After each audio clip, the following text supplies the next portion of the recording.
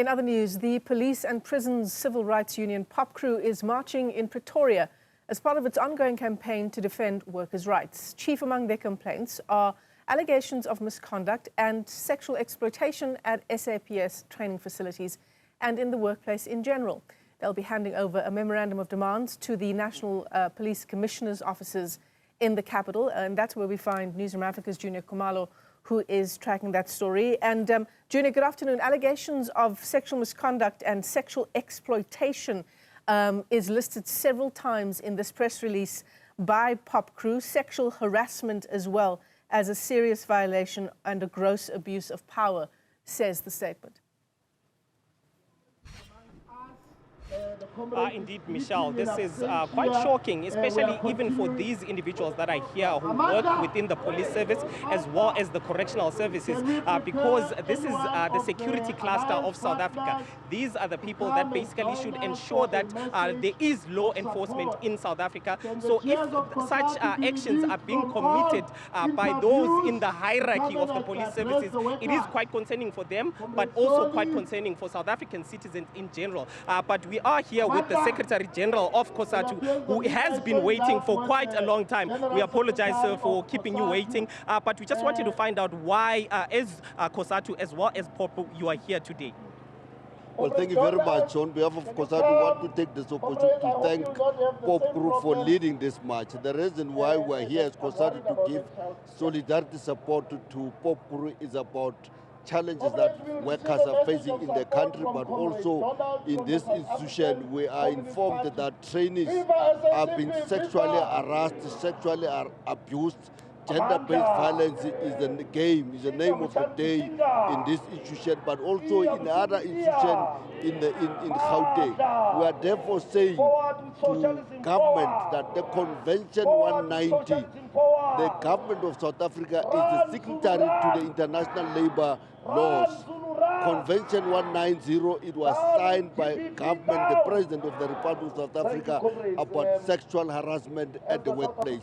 We therefore call them that all workers who have been subjected to this sexual abuse, sexual harassment, the perpetrators must be dealt with. We are here as COSATU to call President, to call the Minister of Police, the National Commissioner to suspend whoever has become a perpetrator. And therefore, we are saying the laws of this country must be respected. The dignity of the workers, the dignity of the trainers must be respected. It is on that note we are here as COSATU to support and say today or this year or this month we are celebrating the 70th anniversary of the Freedom Charter. In the Freedom Charter clause, there is one clause that talks about there shall be jobs and there shall be security.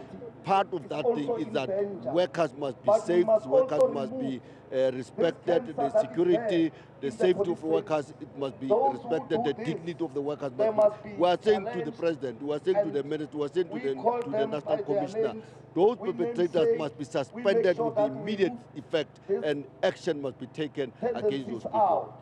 Is there hope, though, because these individuals that are being reported here are the ones that sit high up in the hierarchy of the police services in South Africa? So do you trust that there is going to be a turnaround after this protest? That is why the memorandum is not handed over to the perpetrators, it's handed over to the Minister and the National Commissioner, but we are calling for the President to take over and make sure that there's an implementation of the Convention 190.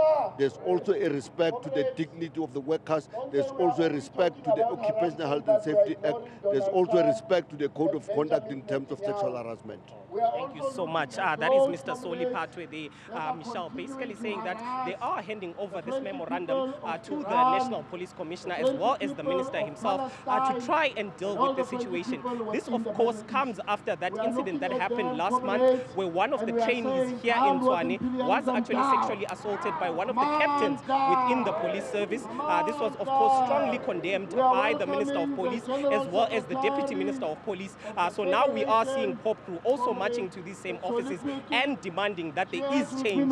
Such sexual harassment does not continue to occur, Michelle. So, Juniour, outside of memorandum of demands being dropped off there at the Commissioner's office, have any charges been laid? Indeed, we understand that when it comes to that one case that happened last month, there has been a charge that has already been laid, and that particular captain has actually already been suspended with immediate effect until there is a full investigation in what happened in that incident, Michelle.